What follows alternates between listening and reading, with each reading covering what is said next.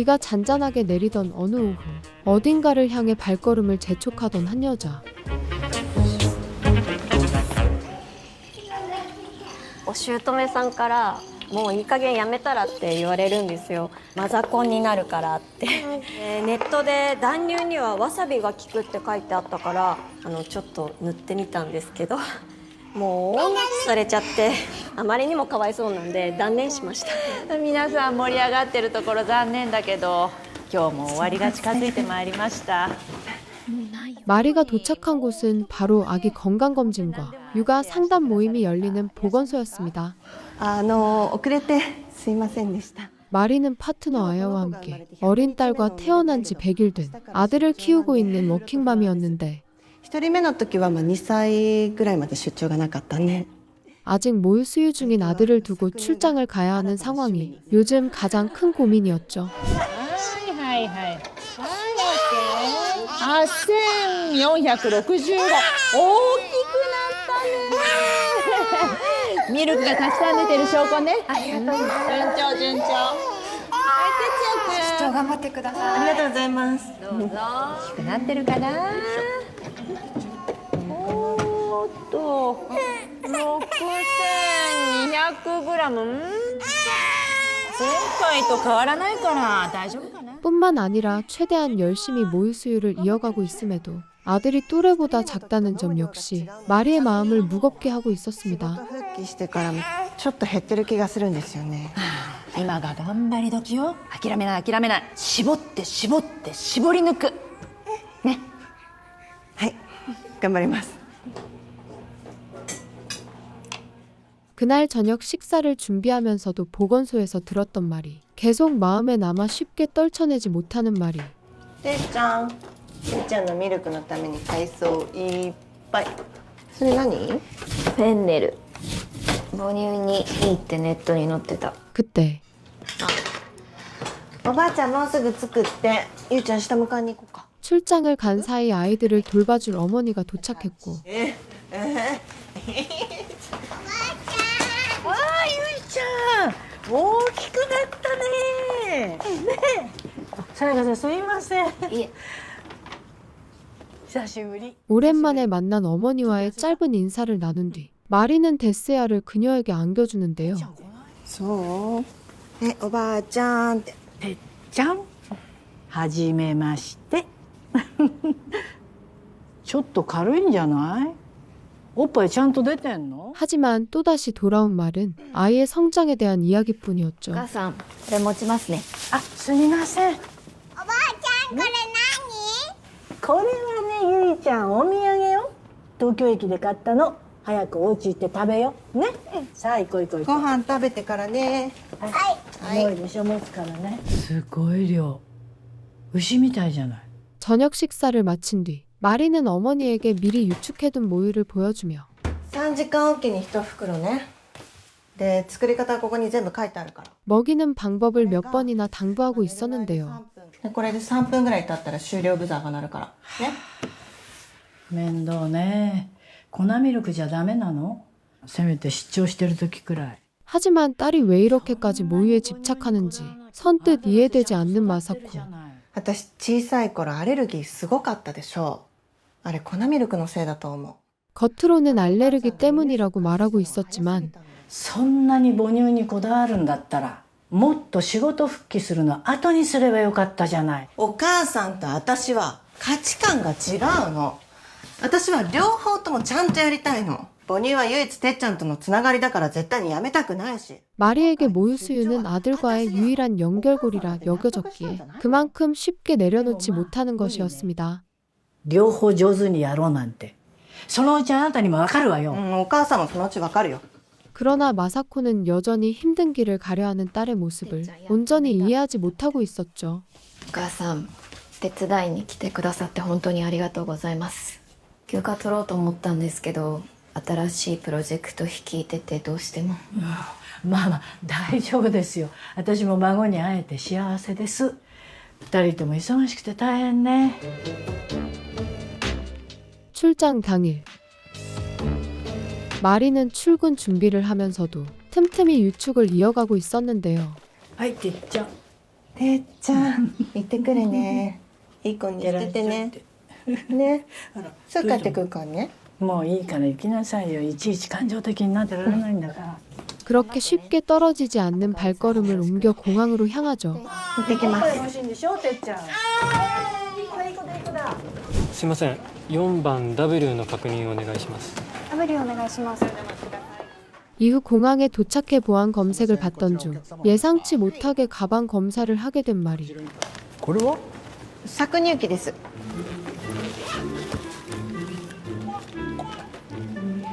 申し訳ありません。これ機内持ち込み。 유축기는 문제없이 통과했지만 모유 보관팩은 위탁 수화물로 보내야 한다는 말을 듣게 되는데 絞った母乳を保存するのに機内で必要なんです。 잠시 당황해 있던 그 순간 機内で氷もらえますよ。そうですね。ありがとうございます。 보안 검색대 통과 후 수유실에 앉아 유축을 하며 어머니에게 전화를 걸어봅니다. あ、もしもしお母さん。てっちゃんどうしてる？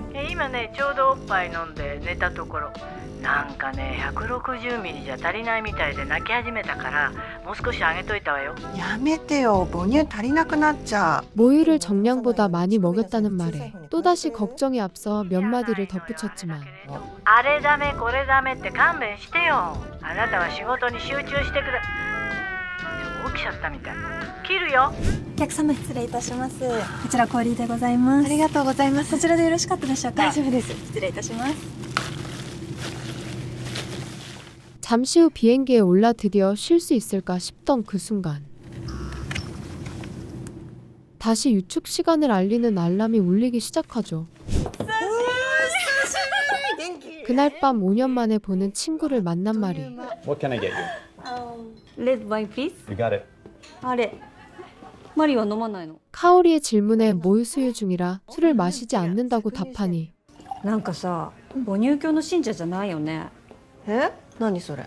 母乳にこだわって粉ミルク使わないでこうガリガリになった赤ちゃん抱っこしてこう自己満足してるような。 그 순간 이어진 말이 마치 자신의 상황을 비추는 듯하게 들려 마리는 아무 말도 할 수 없었습니다. まあお母さんだってさ一生懸命だったんじゃない？ほらね、粉ミルクじゃ一生懸命じゃないってこと？いやそういう意味じゃないじゃん。何ムキになって。あ、ごめん、もう悪夢思い出しちゃった。 사실 카오리는 개인적인 이유로 모유 수유를 하지 못했고 母親失格だってとことんへこんだけど、でもさ、ある日開き直ったの。だって愛情の量が減るわけじゃないでしょ。私が言いたいのは無理してもしょうがないってこと。 친구와 헤어진 뒤 숙소로 돌아와 다시 유축을 이어가는 말이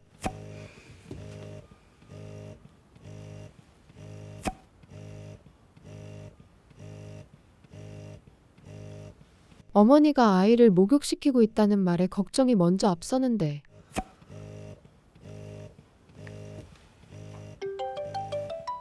落とすわけないでしょ。マリ、お母さんにちょっと厳しすぎ。ねえねえねえ母乳は冷凍庫にまだいっぱい入ってるよね。 또한 가득 채워두었던 모유가 줄어든 것을 확인하자 또다시 마음이 급해지지만 いっぱい飲んで本当に上機嫌でいい子にしてるよ。本当いい子だよ。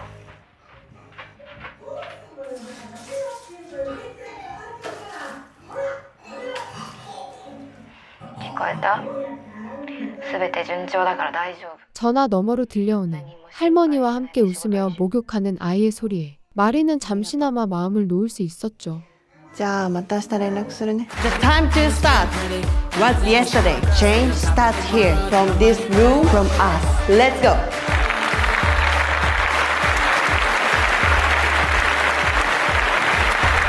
Thank you. By the way, Maria's son, do you know chicken rice? 다음 날 프레젠테이션을 성공적으로 마친 뒤 이어진 연애 자리에서 마리는 예상치 못한 상황을 맞게 되는데요. Excuse me. I think you have something on. Oh, I must have spare something. Excuse me. 급히 호텔방으로 돌아와 옷을 갈아입은 마리는 침대 위에 놓인 정전 안내문을 발견하게 됩니다.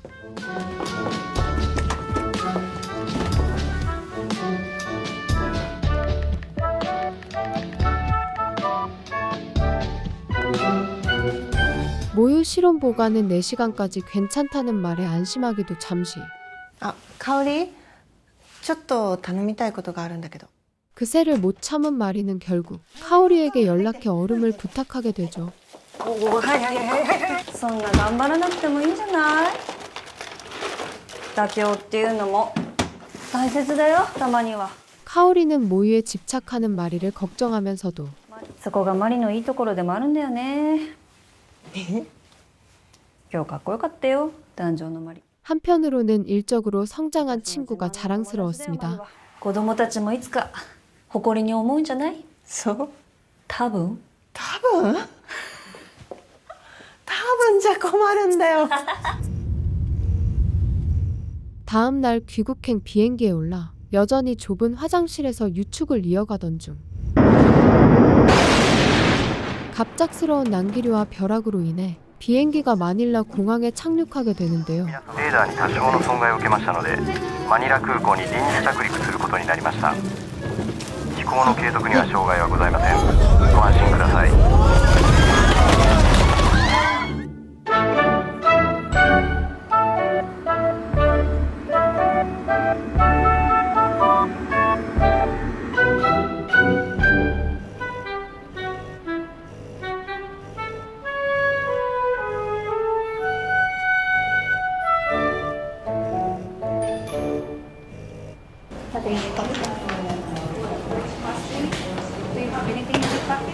Is this yours? Yes. Okay, please step aside. 이후 공항에서 다시 보안 검사를 받던 과정에서 Where is your baby?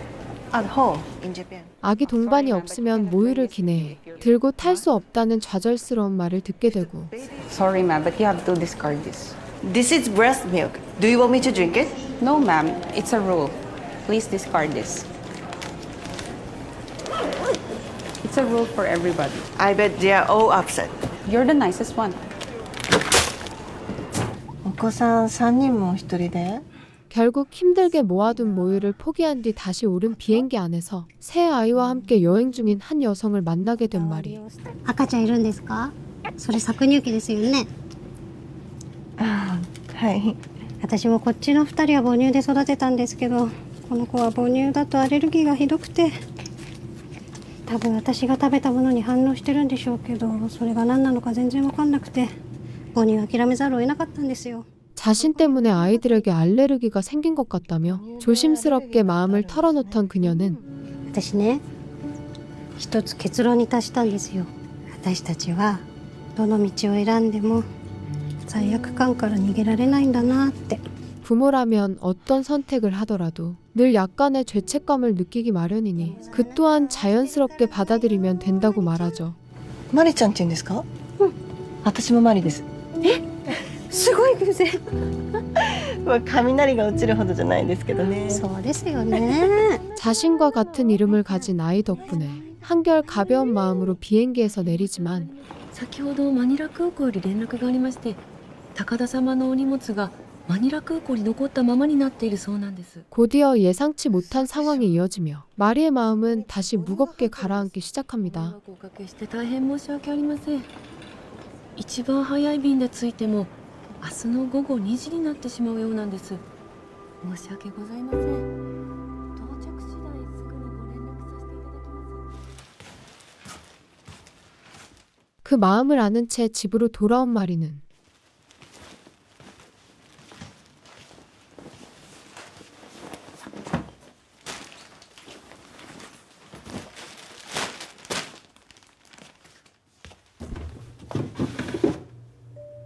텅 비어있는 냉동실뿐만 아니라 싱크대 위에 놓인 분유통을 발견하게 되는데요.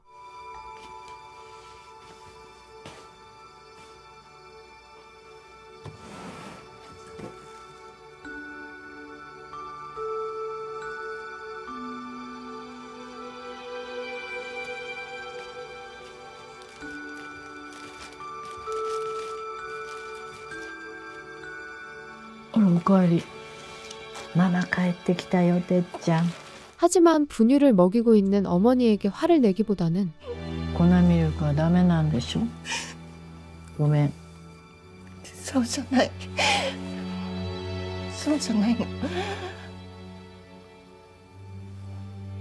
お母さんに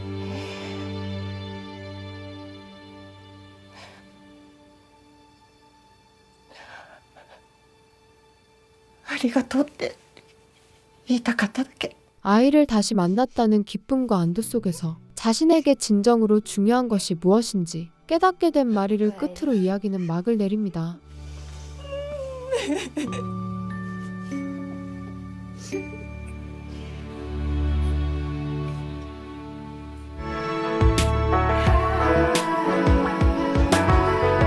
私と圭介は離婚して半年になる。理由を聞かれると心が離れてしまったからと答える。 남편과 이혼 후 데이팅 앱으로 남자를 만나고 있는 한 여자.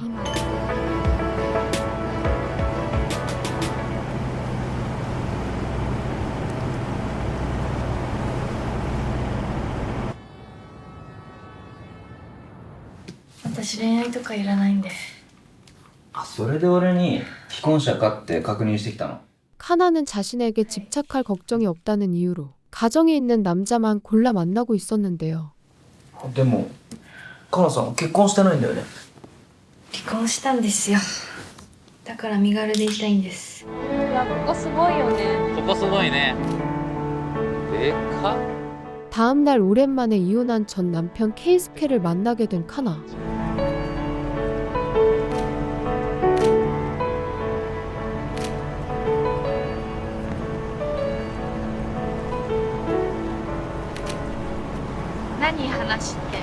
아,俺さ、橋のこと雑誌で連載できることになったんだ。 프리랜서 작가로 활동 중인 케이스케가 그녀에게 연락한 이유는 잡지에 실릴 달이 특집 기사를 준비하며 조언을 구하기 위해서였습니다. それでさ、力貸してほしいんだよね。読んで意見してくれるだけでいいんだけど、ほら俺さ専門的なことばっか書いちゃいそうじゃない。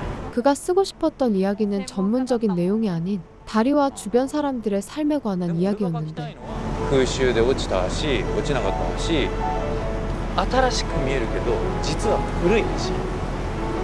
その秘密は専門家が人の暮らしを研究して生み出した工法によるものなんだよみたいな。そういう連載にしたいんだよな。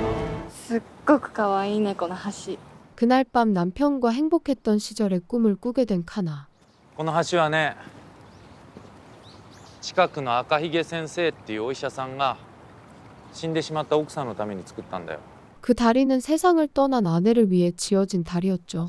だからあの世とこの世をつないで奥さんがいつでもこっち側に来られるようにってそんな思いで作ったんじゃないかな。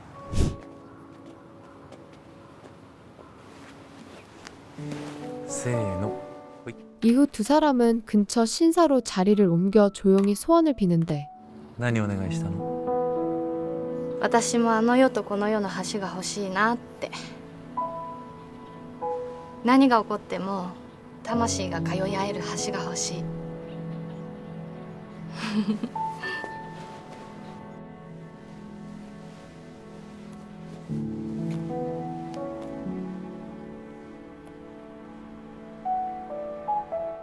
그 장면을 끝으로 잠에서 깬 카나는 ごめんね夜遅くに。いいよいいよ。どうした？ 케이스케에게 전화를 걸어 아파트를 처분하는 일로 도움을 요청하게 됩니다. 手伝ってくれないかな。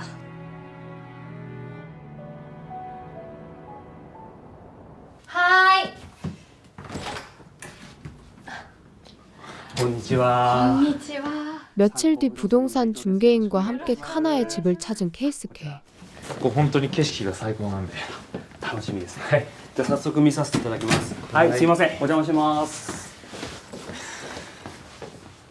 おお、すごい景色ですね。これは。ちょっと早速お写真撮らせていただきます。 중개인의 반응만 보면 집을 파는데 큰 문제는 없어 보였는데 リビングの開放感も最高ですね。ありがとうございます。今日はありがとうございました。どういたしまして。 중개인이 자리를 떠난 뒤 두 사람은 자연스럽게 서로의 근황을 이야기하게 되는데요. 仕事で会った子なんだけど、もう四六時中連絡してくるんだよ。いくつなの？24、5とか、まあそんなもんじゃないかな。若いね。カナどうなの？付き合ってる人いるの？ 만나는 사람이 있냐는 질문에 선뜻 사실을 말하지 못한 카나는 ジムにハマってるかな。 운동에 빠져 지낸다고 둘러대게 되죠. 何それ？ごまかすなよ。 하지만 그 말을 쉽게 믿지 않는 케이스케. いるんだろ？まあそれなりに。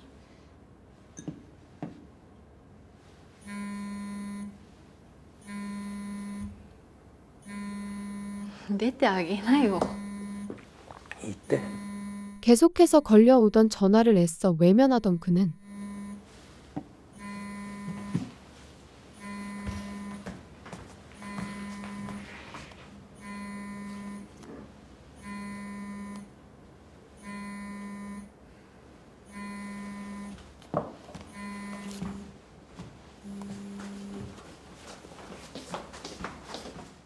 카나가 자리를 뜨자 그제야 전화를 받으러 갑니다. あ、今ちょっと仕事してた。 그날 밤 케이스케가 보낸 칼럼을 읽고 있던 카나는 한 통의 전화를 받게 되는데 もしもし。もしもし。はい。夜分すみません。あ、いえいえ。でも早くお伝えしたくて、購入希望者が見つかりました。 그 전화는 매수인이 나타났다는 중개인의 연락이었죠.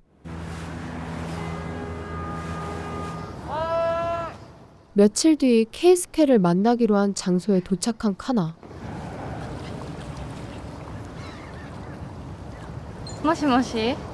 じゃあ競争する？またやるの？いいじゃん、久しぶりに。ジム通ってんだろ？でも負けないよ。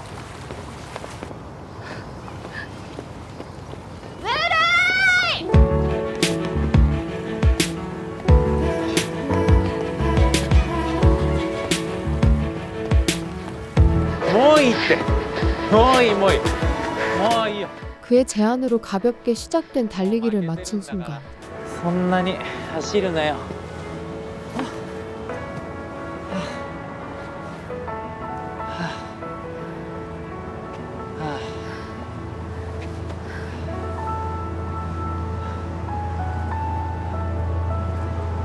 座ったら。 카나는 갑작스럽게 눈물을 보이기 시작합니다. はい。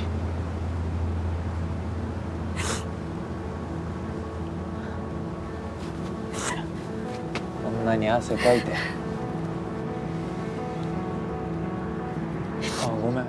자신조차 눈물의 이유를 알지 못한 채 마음을 다잡지 못하던 카나는 もう大丈夫。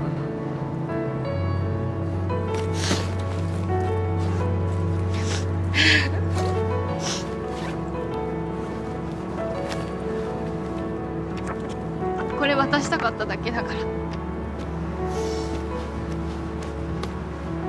当に大丈夫？ 결국 케이스케에게 수정한 칼럼만 건넨 뒤 자리를 떠나죠.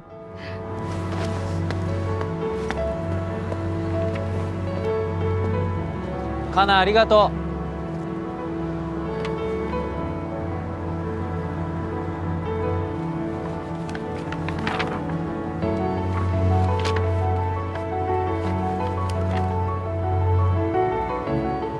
こんなことになるんならカナさんの言うことなんか聞かなきゃよかった。 그날 밤 데이팅 앱으로 만난 남자와 대화를 나누고 있는 카나. 私も圭介のことが大好きだった。大好きだから圭介の遺伝子を残してあげたかった。 사실 그녀가 이혼하게 된 이유 중 하나가 불임이었으며 それだけじゃないけど、でも分かりやすかったから。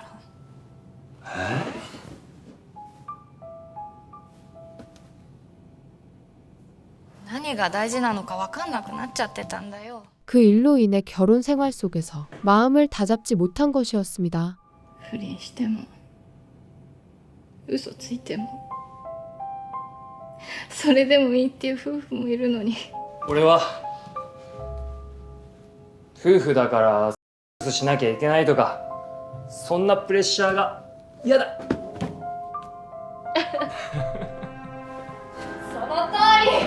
남자와의 대화를 통해 카나는 여전히 케이스케를 사랑하고 있다는 사실과 離婚の原因も愛の形もいろいろあるようにいろいろなカップルがいる 그가 자신의 삶에 꼭 필요한 사람이라는 것을 깨달았고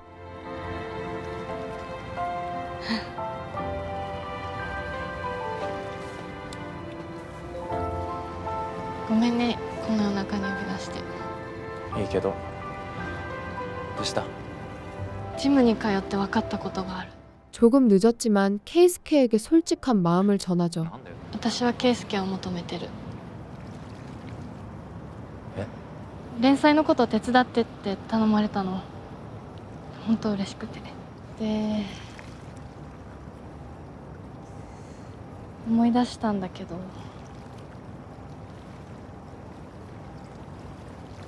私たちのことさえなければいい関係だったよなって。まあな。っ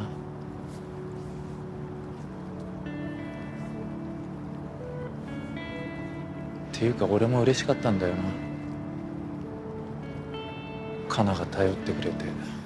카나의 진심 어린 고백에 케이스케 역시 자신의 마음을 전하는 장면을 끝으로 이야기는 막을 내립니다. 形やにこだわらないで素直になれば乗り越えられる私はまだ圭介とつながっていたいあの橋のように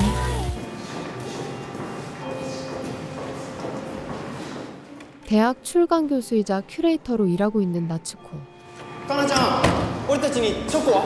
あれには手作りだよね。ありません。 학생들에게는 설레는 발렌타인데이였지만 돌싱 3년 차인 그녀에게는 그저 지나가는 날 중 하나였죠. 교무실로 돌아와 퇴근 준비를 하던 그때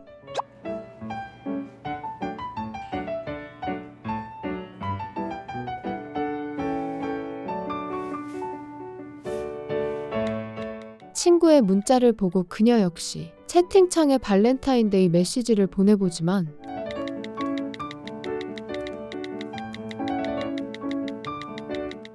아무 일도 일어나지 않았습니다.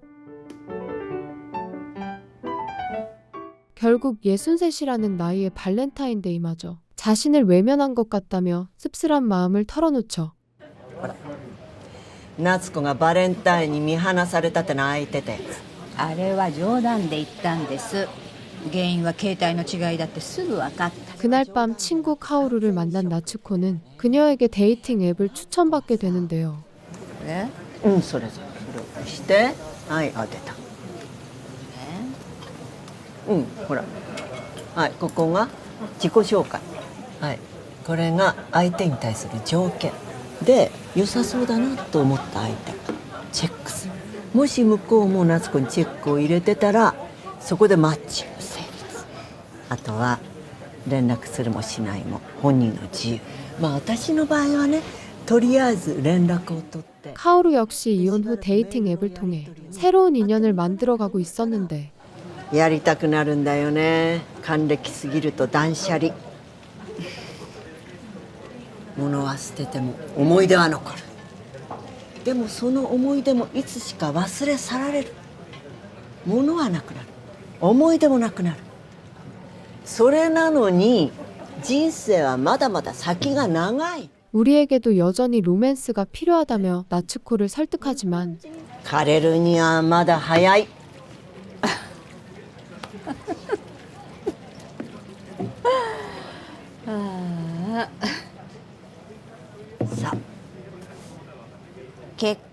나츠코는 지금 새로운 인연을 만들어갈 생각이 전혀 없었죠.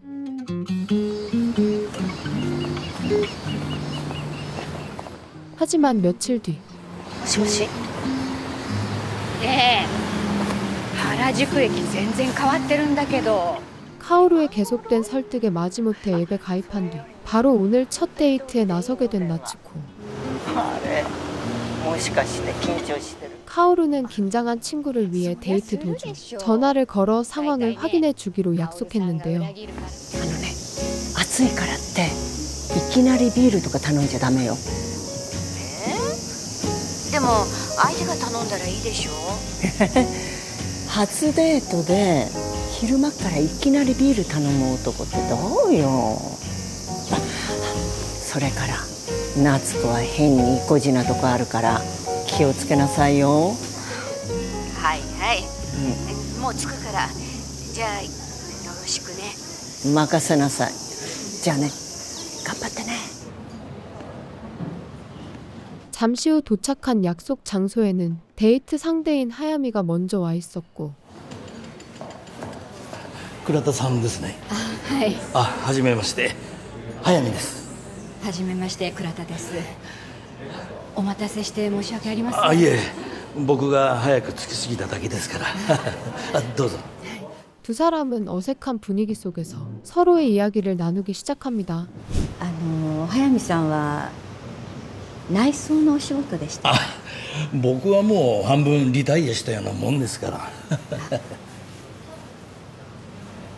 ら。もしかして今日もお仕事でした？これいえ、急に必要になった資料があって図書館で借りてきただけで。 여전히 어색한 분위기 속에 대화가 이어지지 않는 두 사람과 달리 今日はまた暑いですね。そうですね。今日も走ってきたの？はい。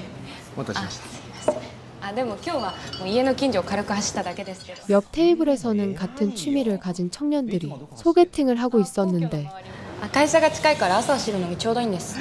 今度一緒に走ろうよ。 그 순간 どうぞ。 약속대로 카오루에게서 전화가 오는데요. どう？まさかやばいやつ？いや、それはないと思う。でもさ、話が続かない。なんでってこういうの初めてだし。 생전 처음 소개팅을 해보는 친구의 긴장을 풀어주며 용기를 북돋아주는 카오루. 恋は夏子の口から始まるぐらいの気持ちで喋れ。ちょっとわけわかんないんですけど。気持ちよ、気持ちいい。で、次の電話どうする？じゃあ、あと1回だけお願い。次はメッセージの方がいいんじゃないですかね。 문자가 더 좋지 않겠냐는 직원의 말에 다음에는 전화 대신 문자를 보내기로 합니다. はい。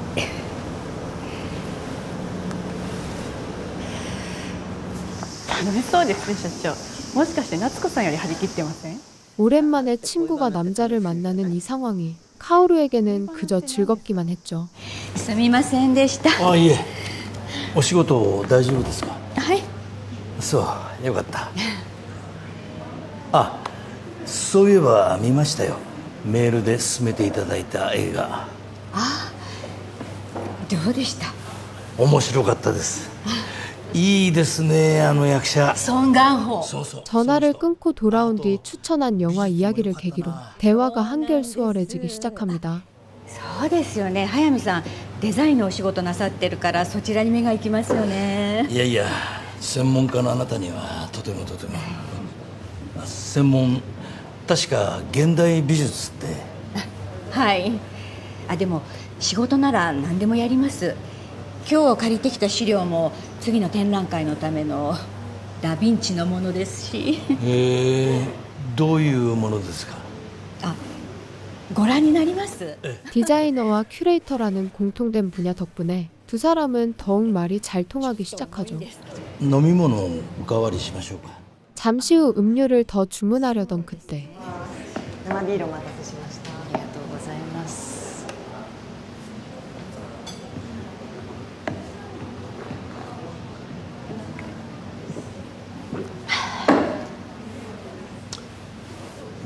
ビール飲んでいいですか？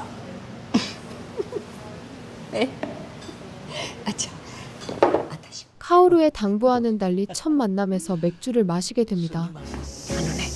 暑いからっていきなりビールとか頼んじゃダメよ。でも相手が頼んだらいいでしょ。初デートで昼間からいきなりビール頼む男ってどうよ。それとさっき言った作品が新しき世界です。これは必見です。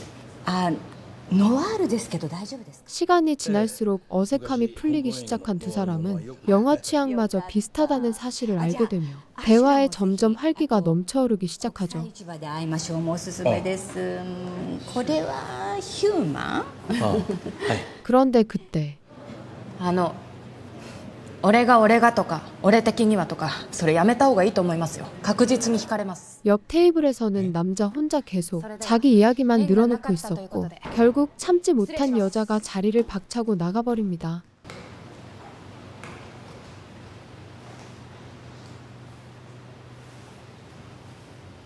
그 순간 때마침 도착한 카오루의 메시지. すいません。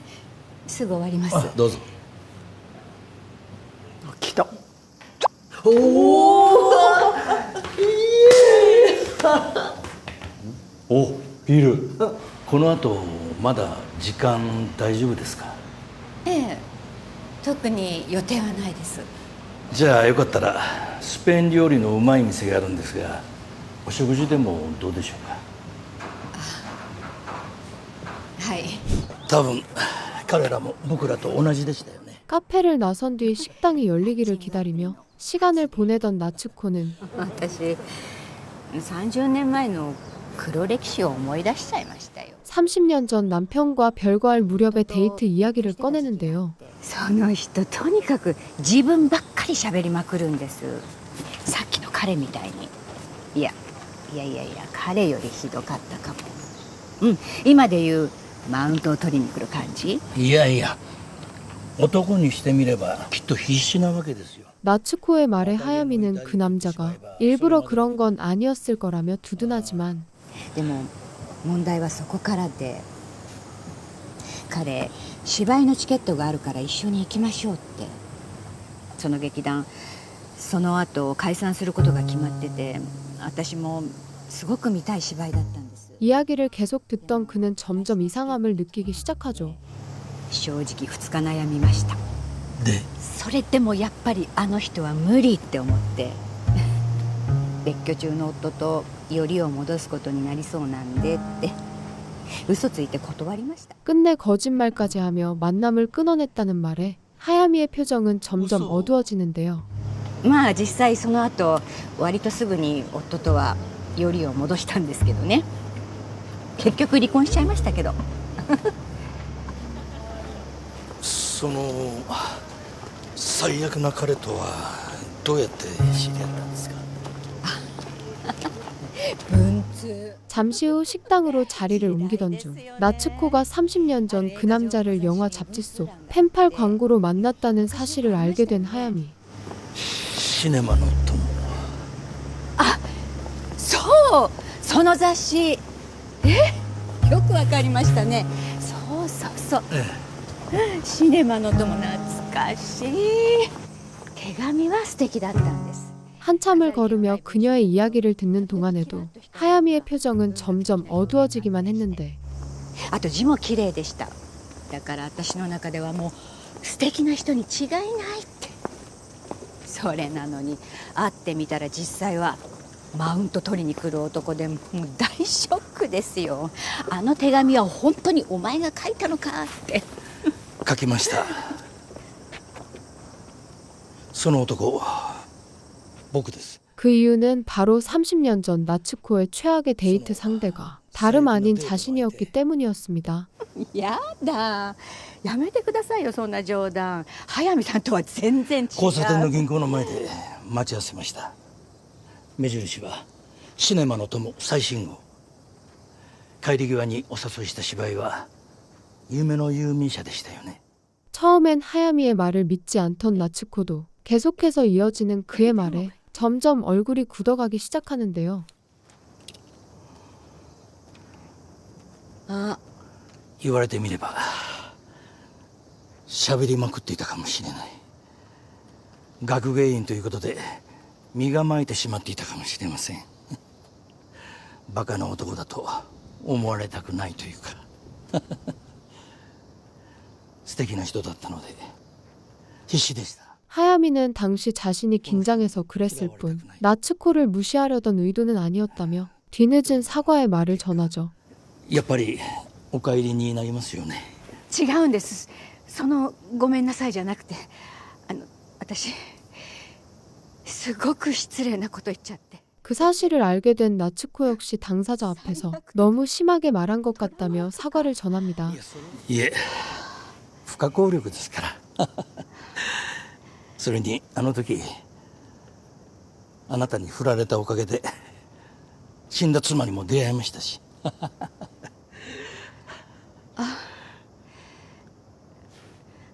私も復縁して娘を持つことができました。フラメンコ一度見たいってメールでおっしゃってましたよね。 다시 식당을 향해 발걸음을 옮기던 그때 私がマッチングアプリを使った理由それなんです。 30년 전과 달리 이번에는 나츠코가 하야미에게 공연 티켓을 건네고 彼芝居のチケットがあるから一緒に行きましょうって。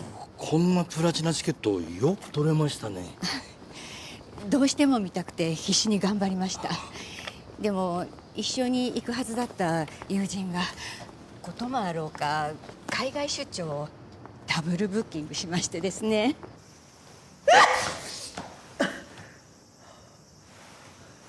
それで誰か一緒に行ける友達が見つけられたらなと思いまして。 그 티켓을 계기로 다음 데이트 약속을 잡는 두 사람의 모습을 끝으로 이야기는 막을 내립니다.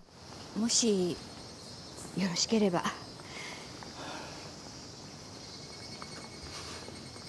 喜んで。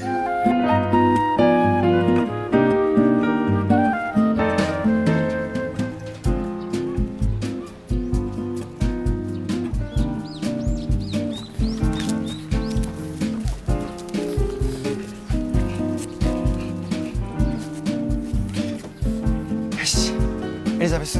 화창한 하늘 아래 강아지를 산책시키고 있는 한 남자.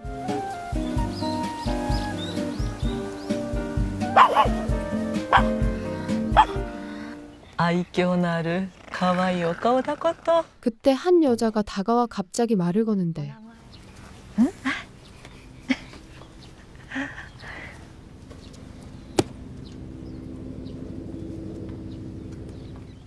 자연스럽게 옆자리에 앉은 그녀는 계속해서 대화를 이어가는데요. あそこのクリニック待合室のテレビの音がもう騒がしくって私も随分気がめいたものでした。 사실 두 사람이 앉아 있는 곳은 병원 앞 공원이었고 奥様彼女さん妻の付き添いで。 켄고는 직장 내 인간관계 문제로 우울증을 앓고 있는 아내 마이의 진료를 위해 이곳에 와 있던 것이었죠. 心の病は本人も辛いですけど周りの人々も同じくらい辛いものですものね。大丈夫。そのうちきっと良くなります。私の妹もね、もうさーってこう霧が晴れたみたいにトンネルから抜けて、もう今鬱になってたのが嘘みたいに元気にしてるのよ。あなた今幸せですか? 어색한 분위기 속에서도 대화를 나누던 중 幸せね。そういえば妻も幸せかどうか気にしてたな。 마이와 함께 동물원에 갔던 기억이 떠오른 켄고. あの時。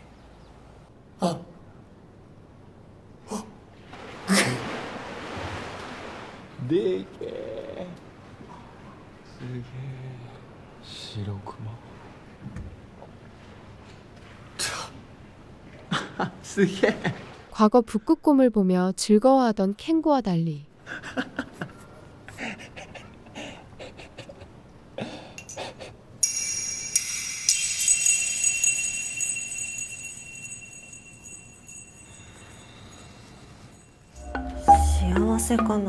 마이는 그들이 갇혀 지내는 현실에 갑자기 분노를 드러내는데요. 本当は北極で子グマと一緒に白くて広い大地を優雅に闊歩しているはずだったのに、本当は大好物のアザラシに豪快にかぶりついているはずだったのに、どうしてここにいんだろう。のんきに笑ってる場合かな。 이후 마이가 디자인한 북극곰 일러스트가 직장에서 탄산음료 로고로 채택되지만 塩田さんが終わんないと帰れないんだけど。すいません、もうちょっとだけ。自分のデザインが採用されて嬉しいのはわかるけどさ、時間かけて詰めてるとそれだけその後の作業にしわ寄せが来るの。 그 과정에서 동료들과의 갈등이 겹치며 그녀의 상태는 점점 나빠지기 시작했습니다. 新人じゃないんだからさ、勘弁してよ。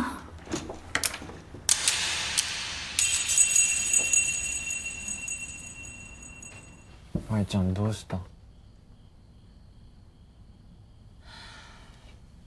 疲れちゃって。ごめん、今日いらない。 처음에는 단순히 일이 많아 힘든 줄로만 알았던 켄고는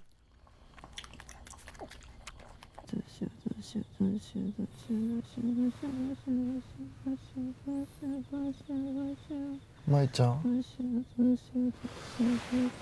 どうした？ 그날 밤 잠도 자지 않고 북극곰 영상을 찾아보는 마이의 모습을 보며 사태의 심각성을 느끼기 시작하죠. 何がどうしようかわからないけどどうしよう。ごめんなさい。ごめんなさい。舞ちゃんごめんなさい。ごめんなさい。ごめんなさい。どうしたんだよ舞ちゃん。ごめんなさい。全部私のせいなの。何が？白熊が絶滅しそうなこと。 뿐만 아니라 그녀는 인간관계의 어려움과 자연 파괴로 고통받는 동물들까지 死んだクジラのお腹から大量のプラスチックゴミが出てきたことも、酸性雨によって森林が枯れてしまうのも 모두 자신의 탓이라는 생각에 사로잡히기 시작하는데요. 全部私のせいなの。職場のストレスによる不眠症、イライラ、不安感や自責感、そして意欲低下などうつ状態であると言えるでしょう。薬飲めばきっと治るって。大丈夫、何も心配いらないよ。励まさない、無理に特別なことをしない。 그날 이후 켄고는 우울증에 관한 책을 읽으며 공부를 이어가지만 현실은 결코 쉽지 않았죠. 店長仕事。少々お待ちくださいませ。どうする？ネクストエピソードいっちゃおう。明日も林も今日やめとこうか。 우울증 진단 이후 약을 복용하고 있음에도 마이의 상태는 점점 악화되기만 했고 舞ちゃんお水。頭の中がね、砂嵐なの。モノクロで色がない。舞ちゃん、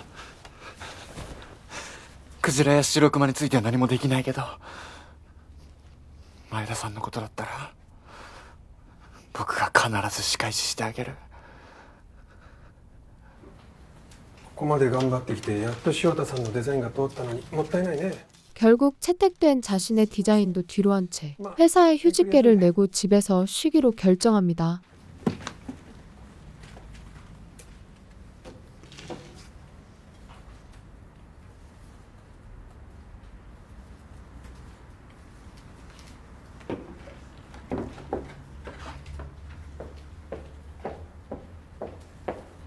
시오타さんお疲れ様でした。あとはこっちでやっとくから。 마이는 자기 일을 이어받은 마에다에게 사과하지만 そんなことできるわけないじゃん。仕事ってそんな甘くないよ。すいません。いいなあ、私も休みたい。 돌아온 것은 조롱에 가까운 말뿐이었죠. 前田さんに何か言われた？あの野郎、約束通り仕返ししてくる。前田さん。 결국 분을 참지 못한 켄고는 복수를 다짐하며 마에다를 찾아가지만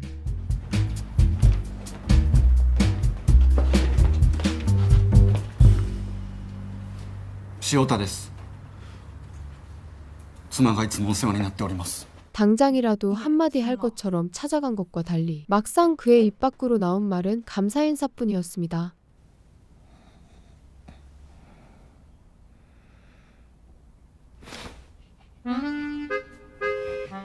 이후 자신을 제대로 돌보지 못하게 된 마이와 チアンチューさしてお願いチューだけだから舞ちゃんお願い舞ちゃん 그런 아내에게 더 많은 애정을 쏟기 시작한 켄고.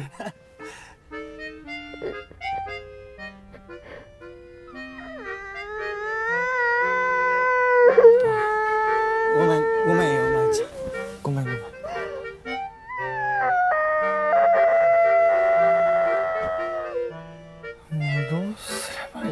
하지만 그의 노력은 마이에게 큰 도움이 되지 않았는데 僕だって理解しようとはしてるんだよでもさいつもおしゃれで可愛かった舞ちゃんが着替えもせず歯ブラシもせず僕に触らせてくれもせず一日中布団に潜りっぱなしで頭くっさいしまるで波打ち際のトドみたいなんだ 그로 인해 켄고의 걱정은 나날이 늘어만 가고 있었죠.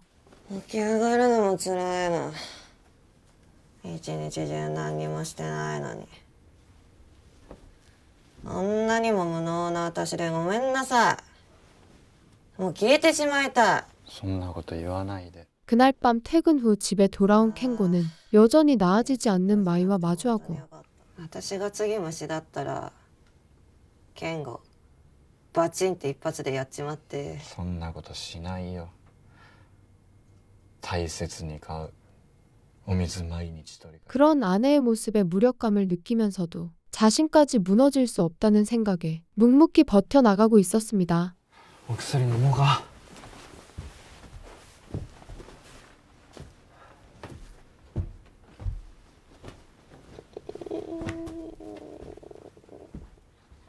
お相撲さんが乗っかってるみたいなの。 자신의 우울한 감정을 스모 선수에 빗대어 표현하고 있는 마이와 ずっと胸の上に乗っかってて苦しいの。それは苦しそうだね 그 말에 어떤 반응을 해야 할지 몰라 당황한 켄고. 舞ちゃん僕はどうしたらいいどうしたら舞ちゃん元気になる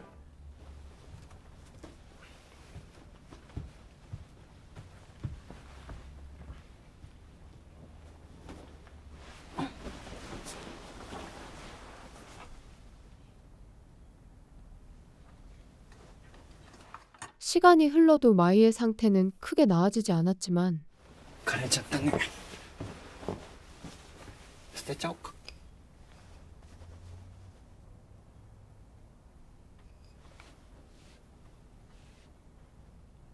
お水あげれば生き返るかもね 켄고는 그녀의 작은 행동 하나하나에 신경 쓰며 다시 기쁨을 되찾을 수 있도록 돕고 있죠.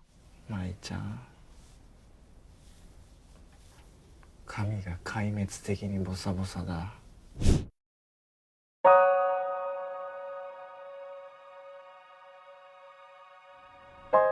그날 오후 머리를 자르던 중 別れよ。別れない別れよ。別れない私のこと嫌いになってほしくないの。 마이는 자신 때문에 힘들어할 남편에게 이혼을 제안하지만 どんな舞ちゃんでも僕は嫌いになんかならないよ嘘。嘘じゃない今は頑張らないことが大切なんだ頑張るなって言われても頑張らない方法がわからない。じゃあ頑張らないってことを頑張ってみよう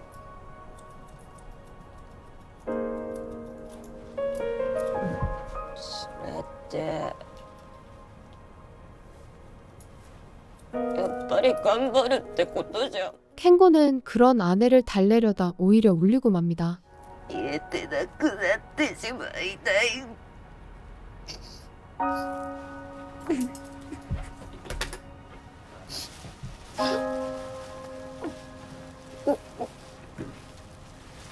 僕はもうジタバタしないで舞ちゃんのそばにいるって決めたんだ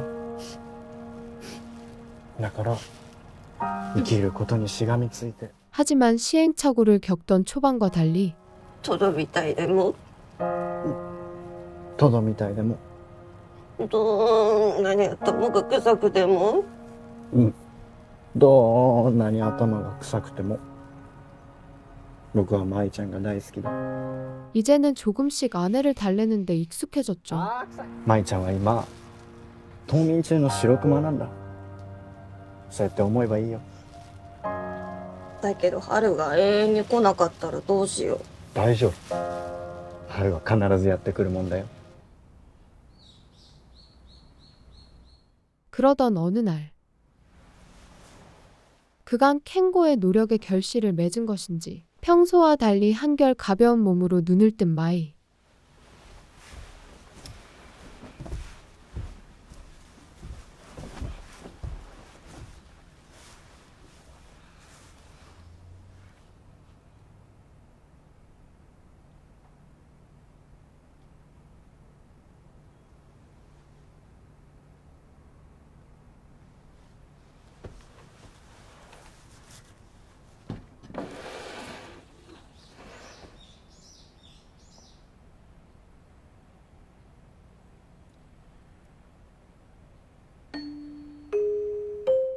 늘 깨어있어도 움직이려 하지 않던 그녀는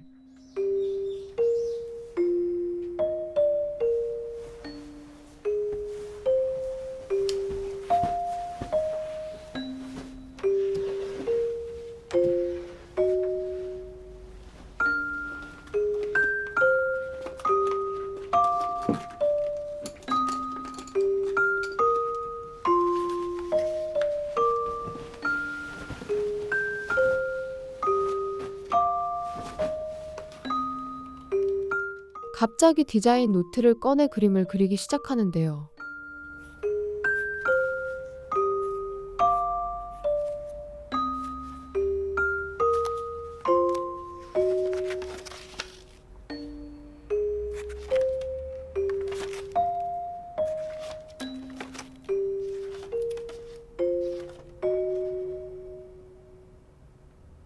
같은 시각 마이의 상태가 호전되었는지 아직 모르는 켄고는 여전히 아내 걱정에 잠겨 있었는데 もういいわ。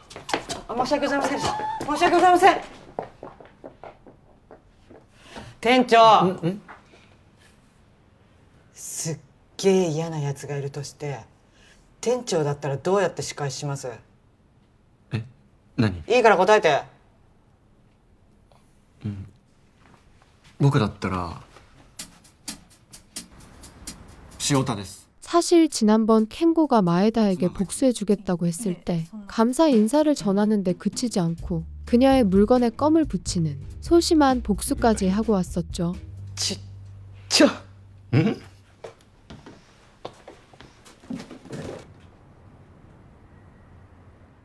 그날 밤 마이의 우울증 진단 이후 오랜만에 함께 저녁 식사를 하고 있는 두 사람. ごちそうさまでした。さら君ね。なぜ僕？私夕食作った。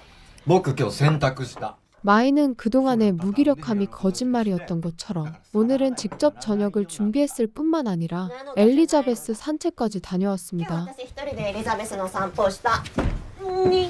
でも僕今朝ゴミ出した. あらら、聞こえないふりですか? 심지어 콧노래까지 흥얼거리는 마이의 모습과 分かった、一緒にやろう. 무엇이ですか? 아내가 자신의 말을 못 들은 척해도 그저 행복해 보이는 마이의 모습이 내심 흐뭇한 켄고를 끝으로 이야기는 막을 내립니다. 結局僕が一人で皿洗いをしました。でも嬉しくて。会話が戻った。はい。 한껏 긴장한 채 맞선 회사를 통해 만나기로 한 남자를 기다리고 있는 한 여자. 遅くなりました。いらっしゃいませ。僕もコーヒー。かしこまりました。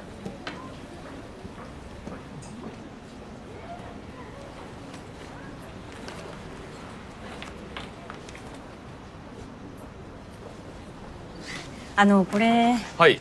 하지만 막상 나타난 남자의 얼굴은 프로필 사진과는 사뭇 달랐는데 どういうことなんでしょう。顔だけ違ってる。ええ。ちょっと文句言ってきます。 이에 요지는 사진이 잘못 등록된 것 같다며 전화로 자리를 비우죠. 大変失礼しましたって。あ、混乱させてすいません。いえ。それじゃあ僕は行きます。またチャンスがあればどこかで。 전화를 마치고 돌아온 그는 사과를 건네며 자리를 뜨려 하지만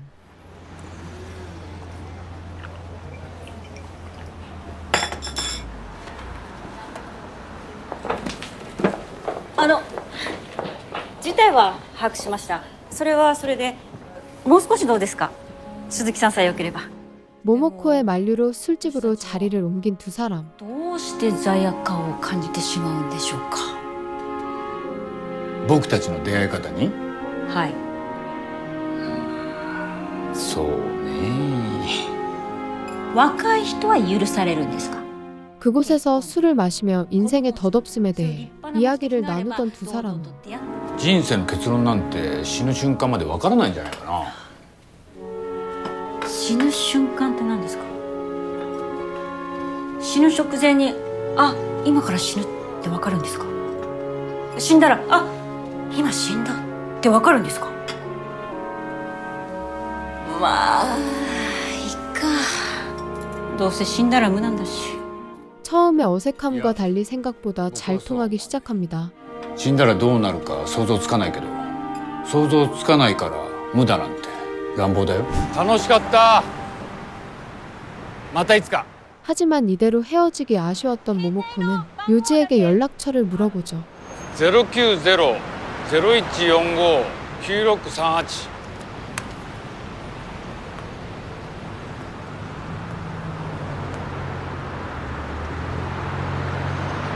じゃあ。 その調査というのはどなたが行っているんでしょうか。 다음 날 평소와 다름없이 기자로서의 하루를 보내는 모모코. 本来第三者の手でやるべきことなんじゃないでしょうか。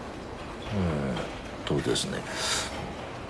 食品の品質に深く関係しているのはその原材料なわけですね。メーカーは関係ないということですか。 어제의 서툰 모습과 달리 일하는 그녀는 매우 프로페셔널했는데 すべてこういった冷凍食品は農水省が認可したものですよね。認可の基準に見落としがあるんじゃないですか。それとも一部のメーカーが最初から優遇されていたとか。吉本局長はどうお考えでしょうか。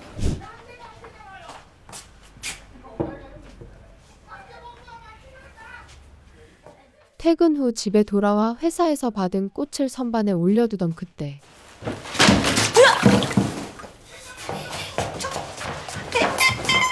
화병의 무게를 견디지 못한 선반이 갑자기 무너지고 맙니다.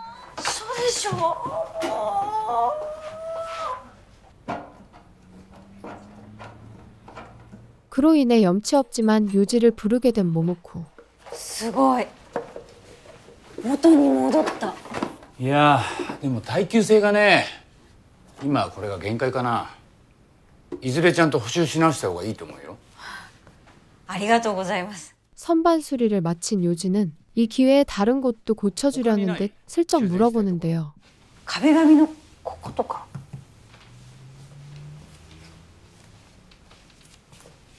ずっと気になってたんですけど、どうしようもなくてすっかり諦めてたんです。いっそ全部張り替えますか。そうね。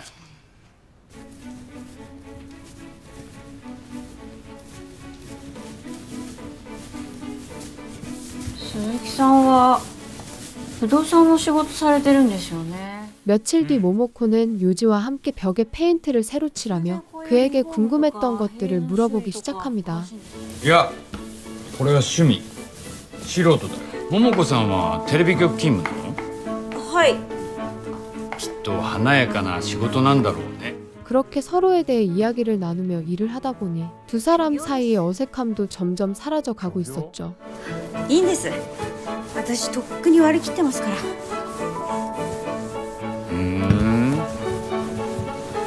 やめましょう。仕事の話。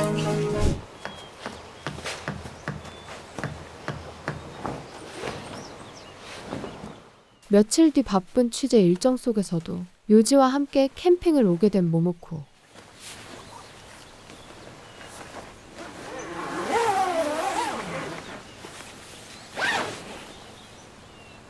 こんなんしかなかったんですけど。いや、いいよ全然それで。 생전 처음 와보는 캠핑이라 모든 게 어색하긴 했지만 どちらか選んでください。それをヨウジさんのにします。じゃあこっち。はいじゃあ私はこっちで 그래도 유지 덕분에 점점 편안해지기 시작합니다.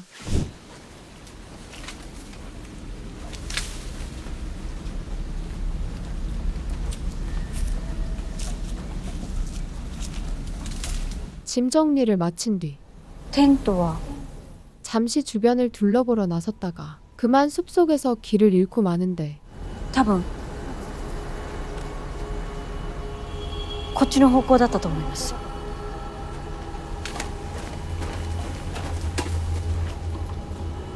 来た通り戻ってもきっとたどり着けない。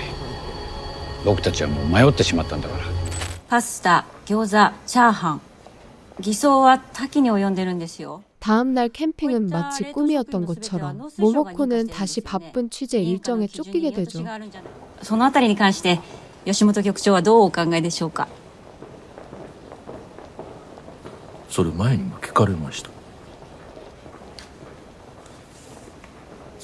私ちゃんとお答えしましたけど覚えてらっしゃらない。 그런데 유독 오늘은 같은 질문을 몇 번이고 반복하게 되는데 一度ゆっくりお休みになることをお勧めします。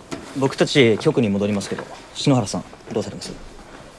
私は戻らない直接帰るそうですか。じゃあお疲れ様でした。お疲れ 그날 저녁 피곤한 몸을 이끌고 퇴근하던 모모코.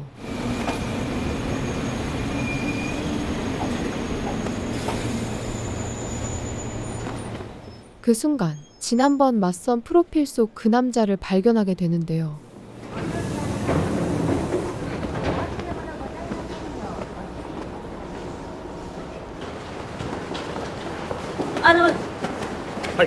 곧장 남자를 따라 내린 뒤 그를 붙잡은 모모코는 洋二さんですかはいこれ見てもらえますかおお僕だマッチングクラブの資料ですよこれどこで 진짜 요지가 며칠 전 프로필 파일을 잃어버렸다는 사실을 알게 되고 結構プライベートなこと書いてあるから気になってたんですよ多分これです 뭔가 이상함을 느끼면서도 모모코는 그에게 거짓말을 하죠. 洋二さん 다음 날 집에 온 요지에게 사실을 묻고 싶은 마음은 굴뚝 같았지만 ちょっと読んでみただけです よし完成。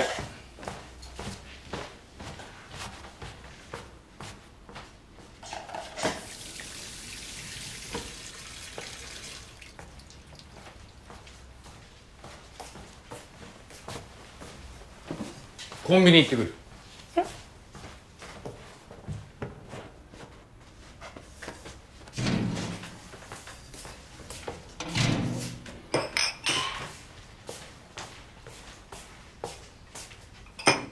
편의점에 다녀오겠다며 요지가 집을 나선 뒤 이대로는 안 된다고 판단한 모모코는 결국 그를 찾아 집을 나섭니다. いらっしゃいませ。 곧장 집에서 가장 가까운 편의점에 도착한 모모코.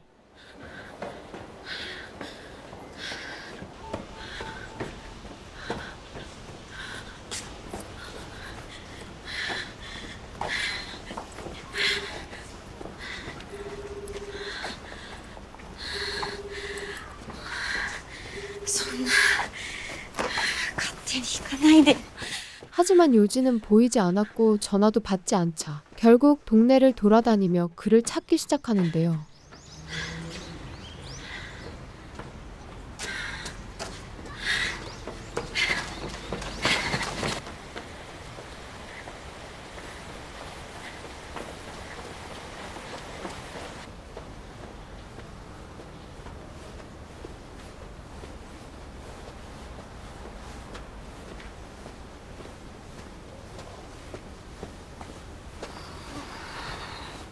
한참 뒤 저 멀리 봉투를 들고 오는 요지를 발견한 모모코.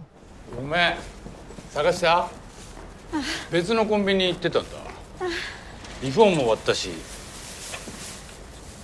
ちょっと奮発しすぎたかな 집을 나설 때만 해도 진실을 따질 생각이었지만 なんだろう変なこと考えちゃった変なことって何いえ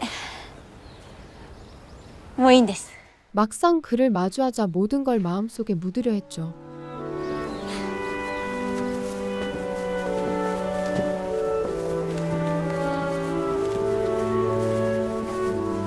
そうなんだよね。 하지만 이미 그녀의 생각을 눈치챈 듯 요지는 자신이 거짓말했다는 사실을 먼저 털어놓기 시작하는데 救済センターで寝泊まりしてる。ホームレスだ。 사실 그는 노숙자였으며 우연히 발견한 진짜 요지의 프로필을 계기로 잠시나마 소소한 행복을 느끼고 싶어 그런 행동을 했다고 털어놓습니다. 私は何も気にしてないです。幼児さんが幼児さんじゃなくてもそれはどうでもいいことです。初めて会ってから何日経つんだっけ？ 13日目。 하지만 이미 그의 다정함에 마음이 기운 모모코에게는 그가 누구인지 더 이상 중요하지 않았죠. この電話はお客様のご都合により通話ができなくなっています。この電話はお客様のご都合により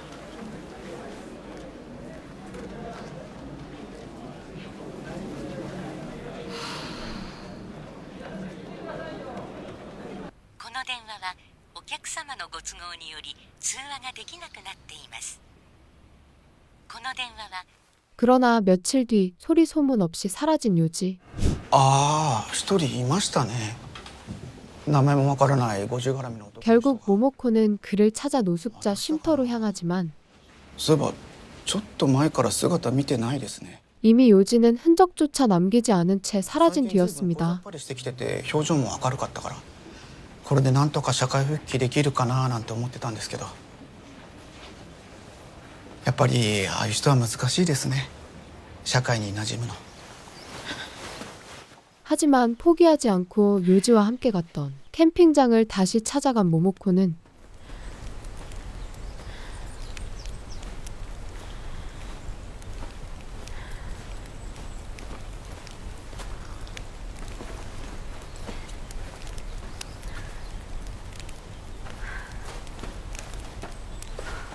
그곳에서 마침내 요지와 마주하게 되죠.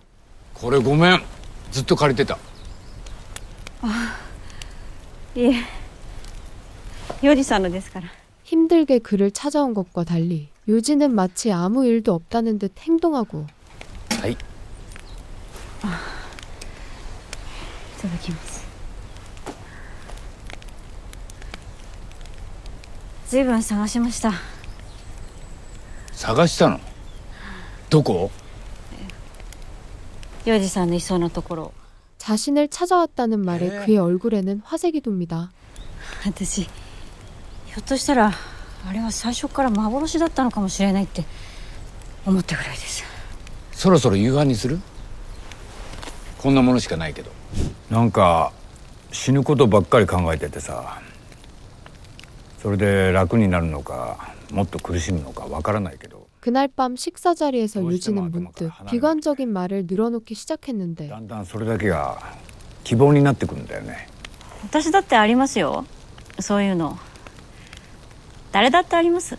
死んだらどうなるかなんて誰もわからないって言ったの幼児さんじゃないですか。 모모코는 그의 말에 알 수 없는 불안함을 느끼면서도 でも私は今生きてますけど。 애써 아무렇지 않은 듯 그에게 희망적인 말을 건네죠. やっぱり明日どうなってるかわかりません。1時間先も1分先も希望は今にだってあります。 바로 그때 嵐になるかもしれないな。片付けよう。 마치 무언가를 예고하듯 폭풍우가 몰려오기 시작합니다.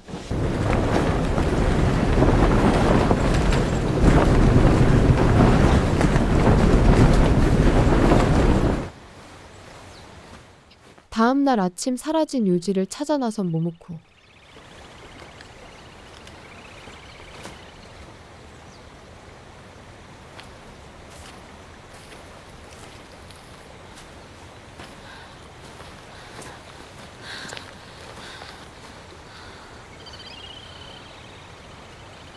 마그카프가流された。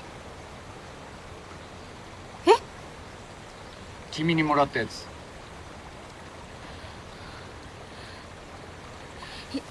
いいですそんなの 어제부터 느껴지던 이상한 불안감이 점점 커지는 가운데 컵 같은 건 필요 없다며 그가 밖으로 나오기를 기다리지만 もういいです諦めます 요지는 모모코의 말에 아랑곳하지 않고 강물 속을 묵묵히 걸어나갈 뿐이었죠.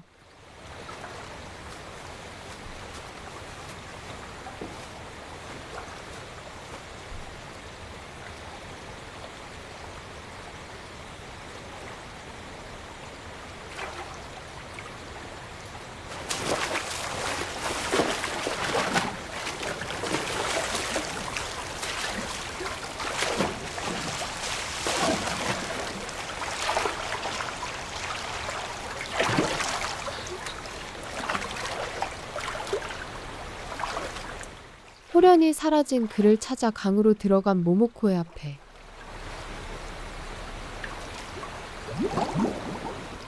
조용히 떠오른 요지의 컵을 끝으로 이야기는 막을 내립니다.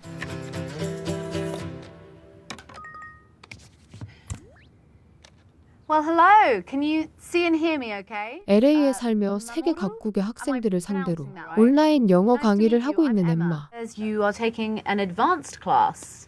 How long have you been on this course? Almost a year. 여행 경비를 모으기 위한 그녀의 하루는 온통 강의로 가득 차 있다고 해도 과언이 아니었죠. I'm studying for my master's degree right now, and one day I want to study my PhD in the United States. Americans talk so fast, so I want to get used to it. 그러던 어느 날 수업에 일본인 청년 마모루가 들어오게 되는데요. So what are you studying? I'm studying corn. 그는 옥수수 재배를 전공하고 있으며 Corn is incredible. Corn is in almost everything we consume. 인생의 모든 것을 옥수수에 비유하는 독특한 사람이었죠. How about you? What do you love, Emma? 갑작스러운 질문에 당황한 것도 잠시. Well, I love learning and I love traveling. 엠마는 곧 자연스럽게 대답을 이어가는데 Can I ask a personal question? Sure. What is love for you? 하지만 곧이어 날아든 심오한 질문 앞에 Wow, no one's ever asked me that before. 그녀는 다시 한번 할 말을 잃고 맙니다. I have no idea. Do you? I have a theory. 그 질문에 사람을 옥수수에 비유한 마모루는 We have to give attention to our love every day in order to improve it, or it will die, just like the corn. So I think love is about effort. Effort. Interesting. I have a question though. 그의 대답에 엠마는 아무리 노력해도 사랑이 자라지 않으면 어떡하냐고 묻는데요. Maybe it was a bad seed. Well, but which one is the good seed then? I know farmers depend on intuition. They say you cultivate by making many mistakes. Oh, that's my major. Making mistakes. I'll be a con master soon. Hello. Can't sleep. 다음 날 수면 보조 앱에 들어갈 오디오를 녹음하고 있는 엠마. That's okay. You're not alone. A lot of people have problems sleeping, but I am here to help you. Payday. Thank you, thank you. 월급을 받아 들떴던 기분도 잠시.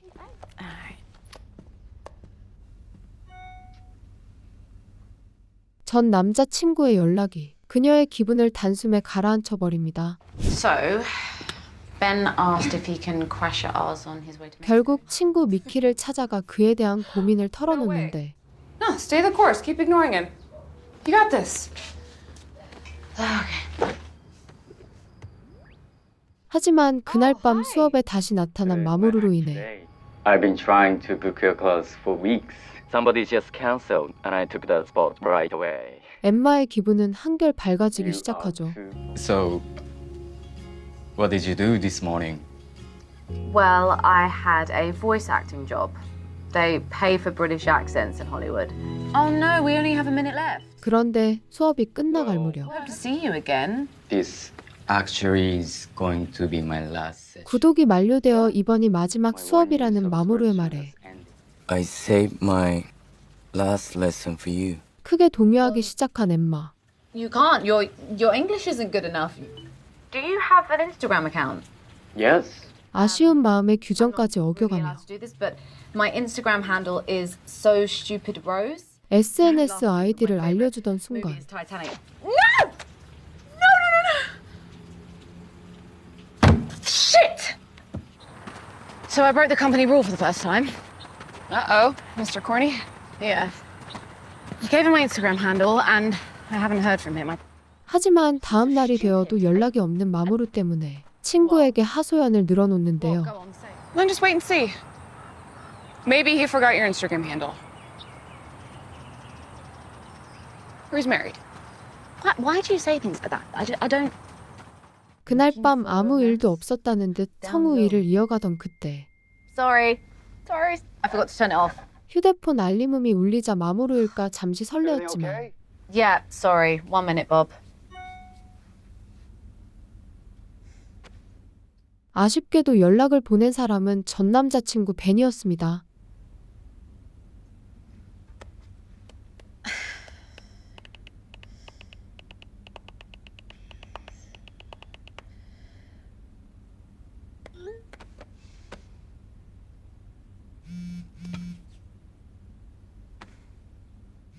거절의 답장을 보낸 뒤에도 계속해서 울리는 알림에 엠마는 또 벤일 거라 생각해 무시하려 했지만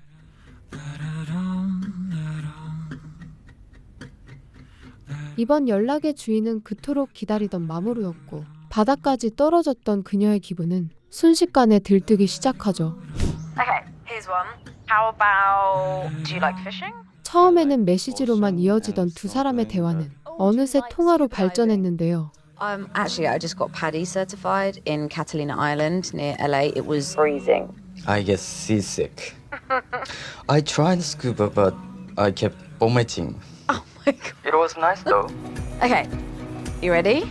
그날 이후 꾸준히 연락을 이어가며 3, 2, 1. George Clooney. Pitt. 통하는 것들을 하나씩 찾아가던 두 사람. Pacino or De Niro? 3, 2, 1. De Niro. Pacino. Oh my god. Okay, I've got one. Van Damme or Steven Seagal? 3, 2, 1. Okay. Yeah, neither. I agree. Could I visit you in Los Angeles? 그러던 어느 날 마모루가 방학에 LA에 방문하겠다고 하자 I can't wait that long. Let's come to Tokyo next week. I'm sure I can figure it out. Is that?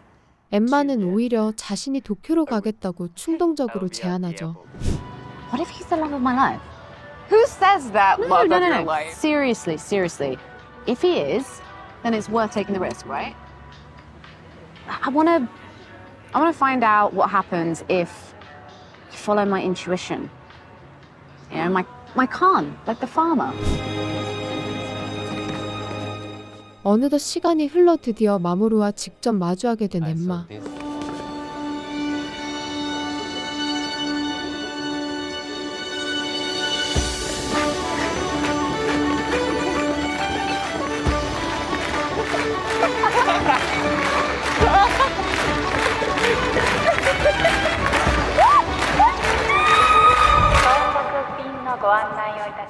하지만 상상 속 행복했던 만남과 달리 The taxi stand is this way. 현실은 어딘가 담담하게 흘러갔습니다. This one is with me. It's hot. Be careful. Okay.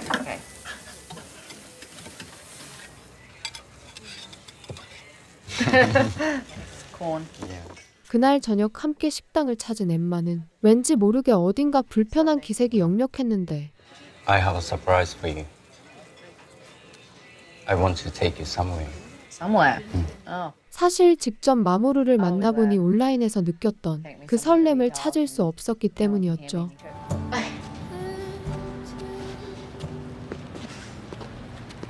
Keep your eyes closed. Okay. 그 사실도 모른 채 엠마를 아파트 옥상으로 데려온 마모루. Now, open your eyes. 그곳에는 그가 직접 키운 옥수수와 Yes.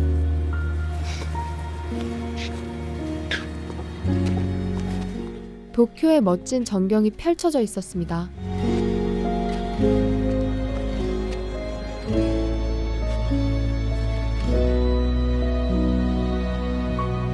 My mom has a theory that aliens gave the cone to the Mayans, knowing humans will be highly dependent on it. 잠시 후 어머니에게 들었던 옥수수 이야기를 꺼낸 마모루는 If that happens, it will most likely destroy humankind. I'm glad that I met you before the aliens come back. I have some more corn wisdom. 또다시 옥수수에 빗대어 Needs other corn to survive. One corn alone in a field will not grow. The wind blows pollen from each one. And through this process, they bloom.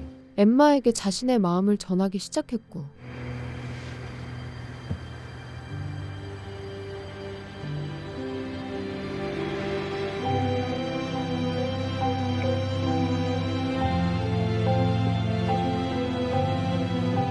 그 순간 엠마는 자신의 직감이 틀리지 않았다는 것을 깨닫게 되죠. What if he's the love of my life? Happy 2-year anniversary, Miss Emma. That's us. 그로부터 1년 뒤 여전히 온라인 강의를 이어가고 있는 엠마. I already told you, Mr. Kim. I'm engaged now. I've never seen him. I don't think he exists. 하지만 이제는 LA가 아닌 도쿄에서 마모루와 함께하는 엠마의 모습을 끝으로 이야기는 막을 내립니다. You remember our first lesson? You asked me, what is love? Why did you ask me that? I knew I was supposed to ask you that question. The moment I saw you, I found the good seed. あのさ、これで何度目？ 상사의 잔소리로 하루를 열어가고 있는 한 여자. 代わりなんていくらでもいるんだよ。すみません。なんて言ってはみるものの。 올해로 30대에 접어든 타마미는 모든 것이 정체된 듯한 삶을 살고 있었는데 夢そんなもんあったんだっけな。少し前までは何者かになれる気がしていた。 그날 밤 단골 술집을 찾은 타마미가 묵직한 우울 속에 가라앉던 것도 잠시.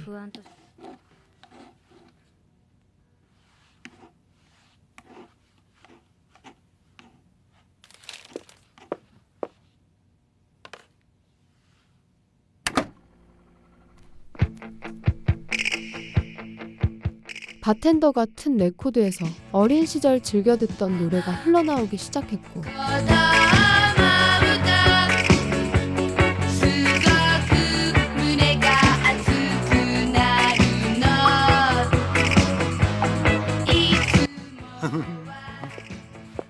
그 순간 타마미는 이유도 모른 채 눈물을 흘리기 시작했죠. 大丈夫？ちょっと疲れてるんすかね。あ、どうも。あった。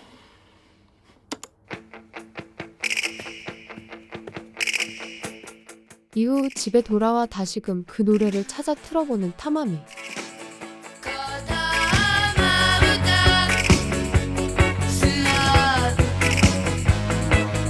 지금과 달리 만화가를 꿈꾸던 고등학교 시절 타마미는 친구들 사이에서 늘 겉도는 아이였는데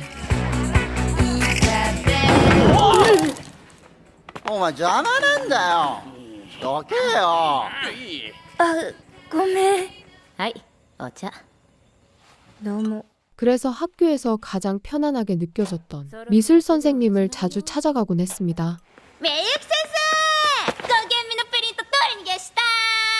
はいはい、これプリントね。桜井さんもそれ飲んだら今日は閉店ね。 미술실을 나와 교실로 돌아가던 그때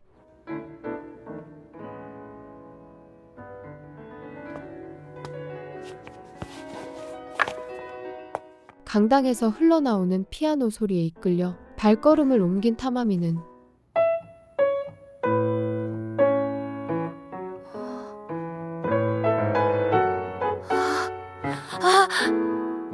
그곳에서 자신이 좋아하는 노래를 연주하고 있는 한 소년을 발견하게 되죠.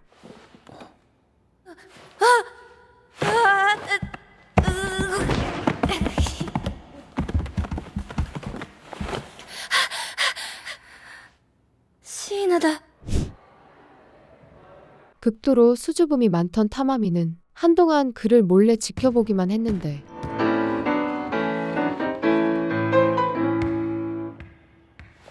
何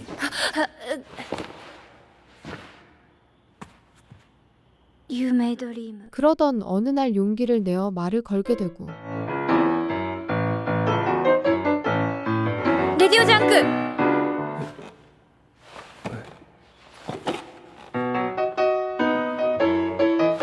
レイジークレイジーブルー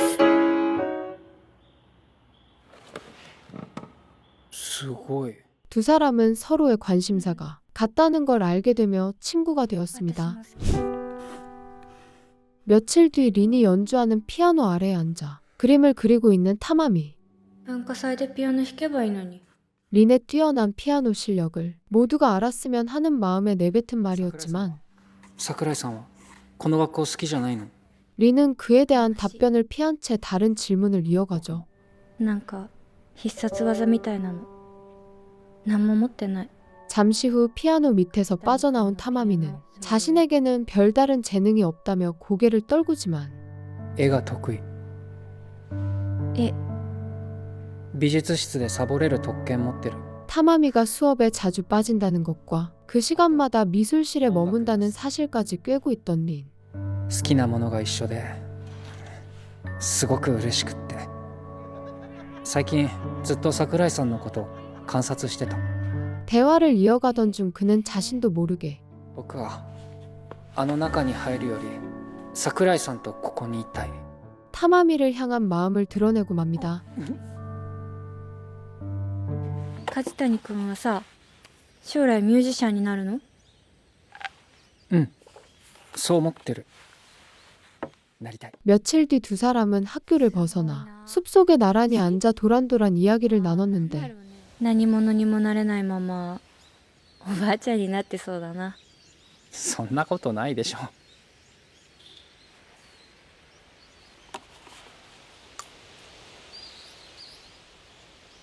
うわねえ梶谷君指長いねほら 그러던 중 서로의 손크기를 재다 자연스럽게 온기가 닿게 되죠.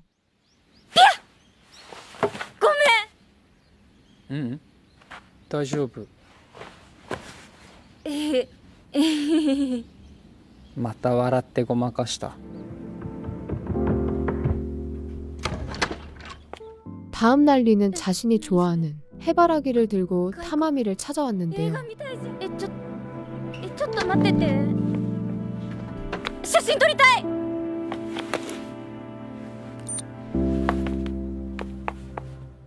그저 꽃을 든 린과 함께 평범한 사진을 찍고 싶었을 뿐이었지만 桜井さんこれ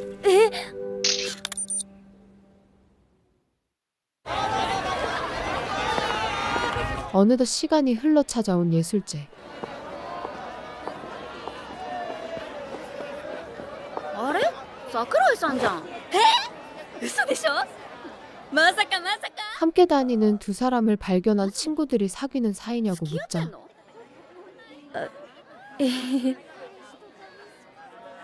そんなわけないじゃんたまたまそこで一緒になっただけだし付き合ってるわけないじゃん 당황해서 나온 말이라는 걸 알면서도 상처받을 수밖에 없었던 리는 ごめんごめんね 그날 이후 타마미를 완전히 외면했고 두 사람의 우정은 그렇게 끝이 나버렸습니다. それから彼の姿を見ることはほとんどなくてまるで彼が地球上からすっかり姿を消してしまったみたいに思えた 実は絵描きさんだったりする 오늘도 어김없이 퇴근 후 단골 술집을 찾은 타마미. ちょっと憧れた時期もありましたけどね何の役にも立たな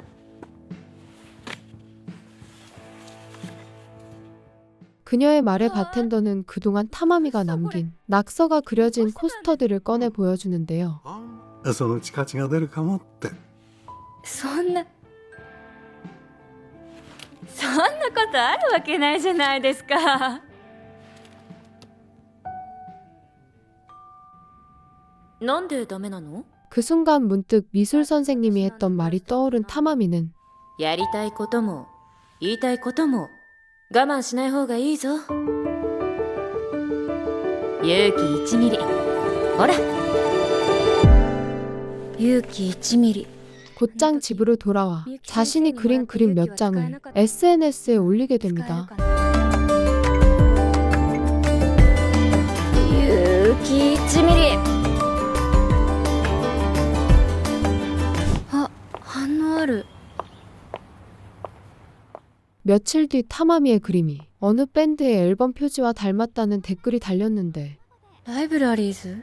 그 댓글을 계기로 라이브러리스를 검색하던 타마미는 자신과 린을 닮은 듯한 이미지 하나를 발견하는데요.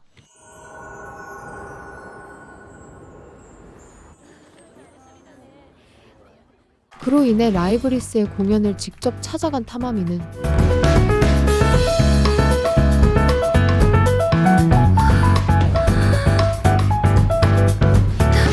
그곳에서 마침내 밴드 멤버로 활동하고 있는 린과 마주하게 되죠.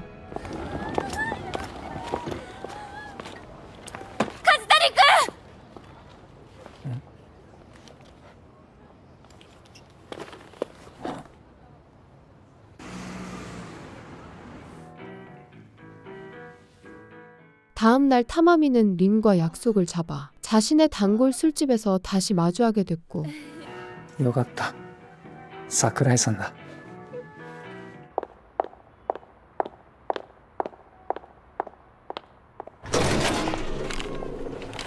音楽は心の引き出しみたいなところがあって、その曲を聴くと過去の記憶が 그날 이후 린의 밴드 앨범 표지를 작업하게 된 타마미의 모습을 끝으로 이야기는 막을 내립니다.